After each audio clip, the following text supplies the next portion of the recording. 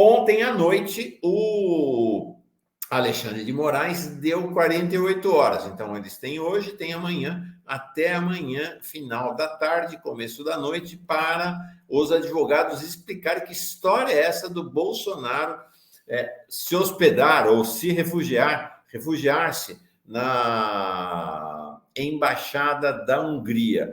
Essa história explodiu ontem, quando veio à luz esta reportagem aqui do New York Times. Lá em cima está o logo, tá? Do New York Times. Então, esta reportagem é muito relevante do New York Times, está ali, está escrito: vídeo, Bolsonaro enfrentando investigações, se escondeu na Embaixada da Hungria. Eu acho interessante porque o melhor verbo, quem está usando é o New York Times. Você viu essa manchete que eu dei anterior, da Folha? Vai se hospedar.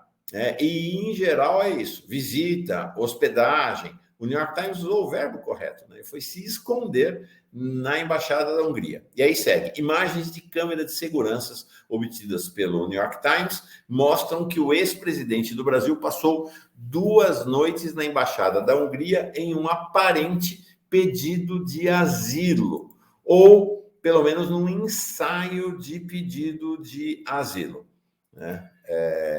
Essa aqui, e aí o New York Times teve uma ação interessante. Eles contrataram um satélite, baratinho, inclusive, né? Baratinho. Eu fiquei surpreso, acho que é $100 o satélite. Podemos contratar, dá para contratar um satélite aqui para fazer as reportagens.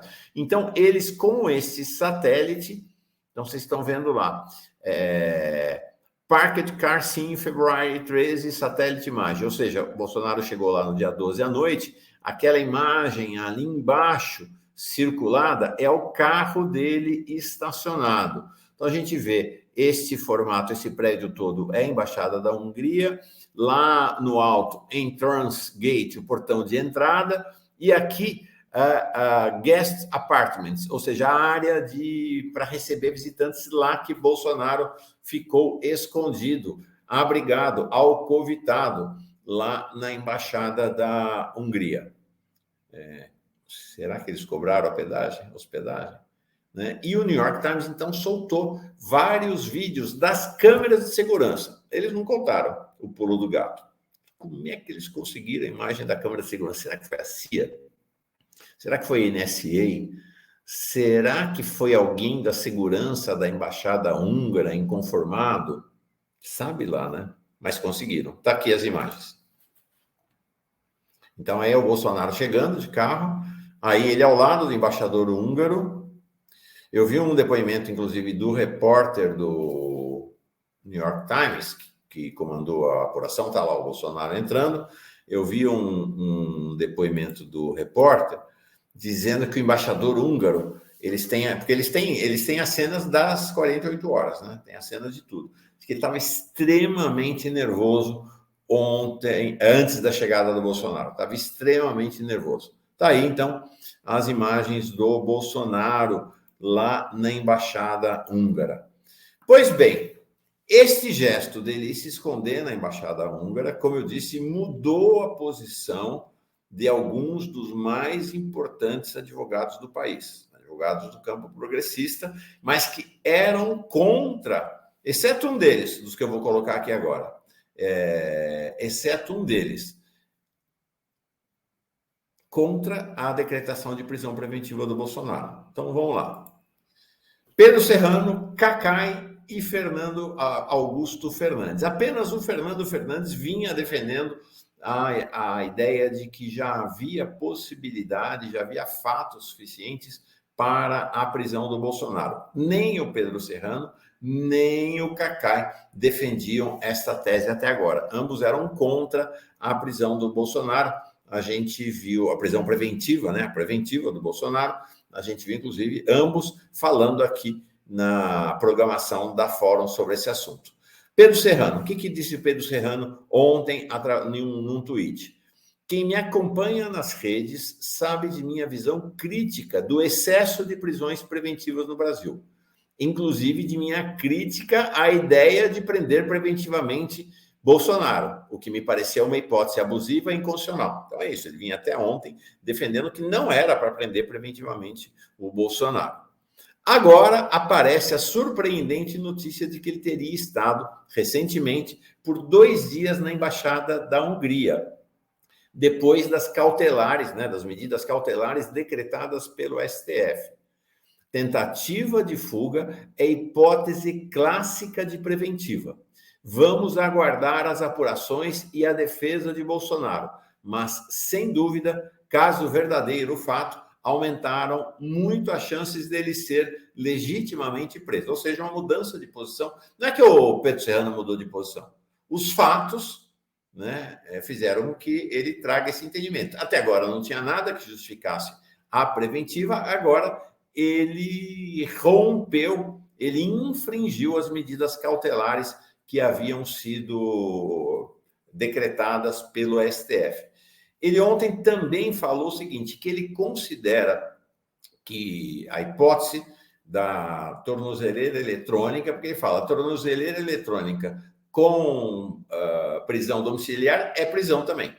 Né? Então, deve ser considerada prisão preventiva se colocar uma tornozeleira eletrônica e ele ficar restrito à sua casa. O Cacai, que ontem estava embarcando para a Espanha, vai assistir, Cacai, vai assistir o jogo Brasil-Espanha hoje lá no estádio. Então, ele disse o seguinte, claro que passear numa embaixada não pode ser motivo de prisão, mas as circunstâncias indicam que era uma preparação para uma fuga. É fácil de averiguar. Eu entendo que fugir é um direito do cidadão que pense estar sendo submetido a uma prisão injusta.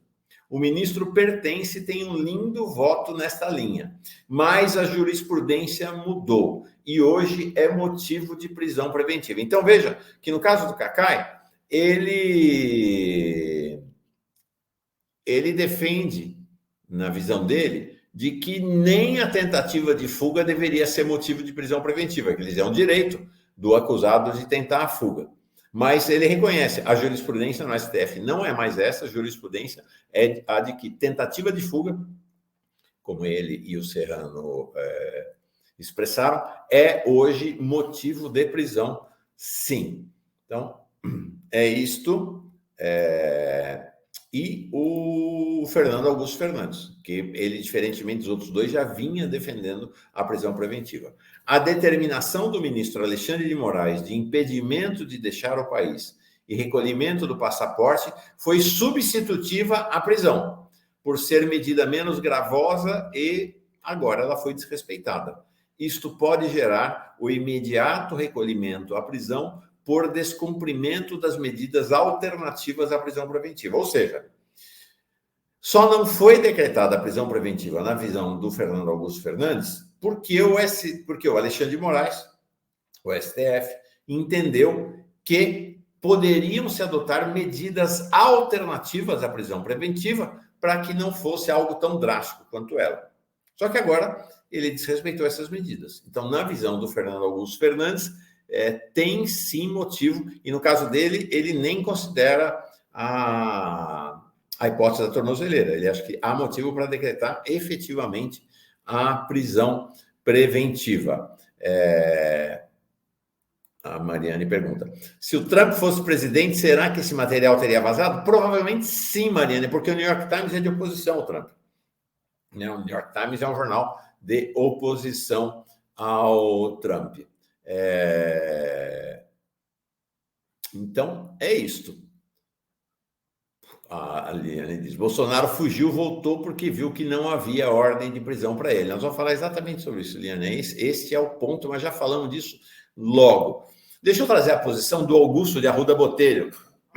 Ele não é um jurista, perdão, gente, renomado como os outros três, mas é um advogado importante, era até agora, tempos atrás, secretário nacional de Justiça do Ministério da Justiça, não é mais, em função da mudança do Flávio Dino para o Lewandowski, mas é alguém importante, um importante protagonista do universo do direito. Ele escreveu isso aqui num tweet ontem, no começo da tarde. A ação de Bolsonaro de se esconder na embaixada é um clássico motivo para decretação de prisão preventiva. É uma daquelas situações usada como exemplo em livros e nas salas de aula. Ou seja, no futuro, se for decretada a preventiva do Bolsonaro, quando for se falar de motivações para prisão preventiva, vai ser utilizado o exemplo do Bolsonaro na embaixada húngara. Lembra-se que o bolsonarismo já deu outro caso para as aulas de direito. Lembram-se lá daquele André Fernandes, né, dizendo que o então ministro Flávio Dino, ministro da Justiça, né, agora ele é ministro do Supremo, tinha 200 ações contra ele e tal, e ele deu aquela aula para ele entender o que é o jus. O Brasil foi divertidíssimo, inclusive um dos momentos mais divertidos das confrontações entre Dino e a extrema-direita na Câmara dos Deputados. Agora vamos ter, então, outro exemplo para as aulas. Ontem, então, os advogados do Jair Bolsonaro soltaram uma nota para tentar explicar essa história da Hungria, uma nota. O Pedro Serrano falou, olha, com todo respeito a eles, são advogados renomados e tudo, mas a nota não tem o menor sentido. Vamos ver se ela não tem sentido mesmo. Vamos ler aqui nós. O ex-presidente da República passou 2 dias hospedado na Embaixada da Hungria em Brasília para manter contatos com autoridades do país amigo.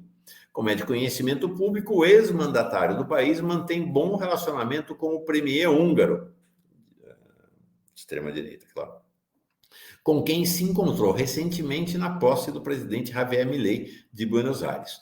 Nos dias em que esteve hospedado na Embaixada Magyar, a convite, o ex-presidente brasileiro, esse a convite é cascata, tá? Porque o nervosismo do embaixador húngaro antes da chegada do Bolsonaro, é evidente que é o Bolsonaro que forçou a barra para falar, não teve convite nenhum, né? Ele é que articulou para ir para lá. Nos dias em que esteve hospedado na Embaixada Magyar, húngara, né? A convite, o ex-presidente brasileiro conversou com inúmeras autoridades do país amigo, atualizando os cenários políticos das duas nações. Alguém acredita que ele, esses 2 dias, ficou conversando com as autoridades dos dois países? Quaisquer outras interpretações que extrapolem as informações aqui repassadas se constituem em evidente obra ficcional, sem relação com a realidade dos fatos, e são, na prática, mais um rol de fake news. Aqui, o Edgar Pittino teve a paciência, hoje de manhã, de madrugada, de fazer esse mapinha aqui, ó. O endereço do Bolsonaro e a Embaixada da Hungria lá em cima, naquele ponto vermelhinho. É 17 minutos de carro entre a casa do Bolsonaro e a Embaixada da Hungria. Quer dizer que ele precisou ir ficar hospedado, escondido, 2 dias na Embaixada húngara para conversar sobre a realidade do país. Não podia ter ido, voltado. Evidentemente, não cola essa desculpa deles, né? Deixa eu ler aqui onde está Gilberto Cruvinel. Mauro, Bolsonaro não estaria, na verdade, dobrando a aposta e querendo justamente provocar sua prisão para radicalizar os movimentos em todo o país? Pode ser. De fato, pode ser. Mas me parece, Gilberto, a minha impressão é que o auge da mobilização bolsonarista, lá no 25 de fevereiro, começou a esfriar. Então, não sei, é claro que se ele for preso, se ele tiver prisão domiciliar, vão fazer concentração na porta da casa dele. Vai ter um monte de... Vai ter. Mas eu acho que o ímpeto das massas bolsonaristas, das hordas bolsonaristas, deu uma diminuída. A Cláudia Filomena, volta aqui com mais um superchat. Como Leandro Fortes, aqui nosso camarada, amigo, lá do DCM. Contagem regressiva para o cagão golpista se internar para exames médicos. 3, 2, 1. Vamos ver. Mas ele... Aí a Liane pondera. Se ele quisesse dobrar a aposta, não teria se escondido. Sim, talvez, verdade. Talvez ele tivesse tomado outra atitude, e que não essa, né, Liane e Cruvinel, o Gilberto. Se ele quisesse dobrar a aposta, talvez ele tivesse, por exemplo, marcado uma reunião com o Valdemar Costa Neto. Ele está proibido de manter contato com parlamentares. Teria alegado que não, é um absurdo, mas meu direito de manifestação, de reunião, e teria se reunido com Valdemar Costa Neto ou qualquer outro daquele hall de acusados, daquele extenso hall de acusados. E para a embaixada, de fato, não parece ser dobrar a aposta, viu, Gilberto? Acho que tem mais cara mesmo de uma preparação da fuga. Preparação da fuga. E aí é o seguinte, que acontece? Ontem, deixa eu ver aqui, porque aqui tem uma coisa interessante para explicar por que essa postura dele foi uma postura que é fuga e não afronta. Olha que interessante isso. Ele chegou lá dia 12, ficou até dia 14. Olha que convergência interessante essa aqui. Vocês se lembram desse vídeo dele? Convocando no dia 12 de fevereiro, às 8h34, é claro que ele não gravou esse horário, foi gravado antes, mas às 8h34 da noite subiu no Twitter o vídeo de convocação da manifestação do 25 de fevereiro. Uma hora depois, 21h37, né, 1h03 depois, ele estava na embaixada. A impressão que dá, e acho que essa é uma interpretação bem razoável, conversei ontem com alguns amigos analistas, acham também, é que assim, ele ficou com medo de, no momento em que esse vídeo foi ao ar, ser decretada a prisão dele. Entendeu? Ele achou que o STF podia decretar a prisão dele pelo fato dele ter convocado o ato do 25 de fevereiro. E foi se refugiar, foi se esconder na embaixada. Ficou 2 dias lá, durante o carnaval, para ver como é que a coisa ia rolar. Porque, a rigor, naquele momento, ninguém sabia que ele estava na embaixada. Então, se fosse decretada a prisão dele, ele estaria na embaixada e não poderia ser preso. Como a coisa esfriou, passou 2 dias, não houve a decretação da prisão, ele saiu. Então, a manchete do New York Times rigorosamente é correta. Ele, durante 2 dias, esteve numa situação de asilado num país estrangeiro. Porque foi uma ação dele preventiva contra a hipótese de uma prisão preventiva. Né? Então, muito interessante essa. E aí, nesse caso, é abertamente uma confrontação com o STF. A Cris Macor fala: Mauro, não se corre o risco de Bolsonaro se mocosar de novo, enquanto não se toma a decisão da prisão preventiva / tornozeleira? Bom dia, também acho. Acho que esse risco acontece. Mas se eu conheço o Alexandre de Moraes, ele deve ter mandado a Polícia Federal monitorar os passos do Bolsonaro, desde ontem. Né? Quando ele deu as 48 horas, ele deve ter colocado a Polícia Federal num encalço vigiando o Bolsonaro.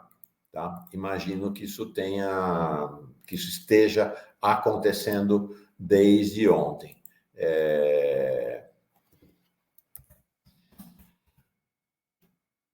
Vamos ver aqui. Novidades. Olha, o que aconteceu ontem? O Itamaraty convocou... o Gilberto vindo aqui. O New York Times deu um baile na nossa mídia corporativa, incapaz de detectar o movimento do covarde na embaixada. De fato, o New York Times é um grande jornal. É um jornal liberal lá nos Estados Unidos, né? Um jornal que apoia o capitalismo, é um jornal vinculado tradicionalmente aos democratas, de oposição aos republicanos, e especialmente ao Donald Trump. Então, mas foi, de fato, um baile. Um baile na mídia corporativa, também na gente aqui, né? Em todo mundo, em toda a mídia brasileira. Foi realmente golaço lá da equipe do New York Times. Então, ontem mesmo, o Itamaraty convocou o embaixador húngaro, Miklos Halmai, para ir lá no Itamaraty explicar que história é essa da embaixada ter escondido o Jair Bolsonaro. Tá? A conversa do embaixador foi com a secretária de Europa e América do Norte do Itamaraty, a embaixadora Maria Luísa Escorel, e ela, segundo a nota do Itamaraty, ela informou oficialmente ao embaixador da Hungria, né? Claro que ele já sabia, mas é um trâmite formal, é um anúncio formal, que Bolsonaro está respondendo a diversos processos criminais no Supremo, que tem exercido seu direito de defesa amplamente, como de praxe, em um país democrático. Não se sabia, mas esta foi a segunda vez que o Itamaraty convocou o embaixador húngaro para explicações. Segunda vez. Então, veja que isso, do ponto de vista das relações diplomáticas, é uma situação de um sinal amarelo para as relações com a Hungria. Ele tinha sido convocado no começo de fevereiro para explicar uma postagem do primeiro-ministro húngaro, o Viktor Orbán, outro dos líderes da extrema-direita global, que tinha feito um post no Twitter, tinha dado uma tweetada, uma chuitada, como se diz atualmente, em defesa do Bolsonaro. Né? Já no dia 8, no próprio dia 8, no dia 8 de fevereiro, no dia da operação da Polícia Federal, que mirou o Bolsonaro, o Orbán afirmou sobre ele: um patriota honesto, continue lutando, senhor presidente. E por conta desse tweet, o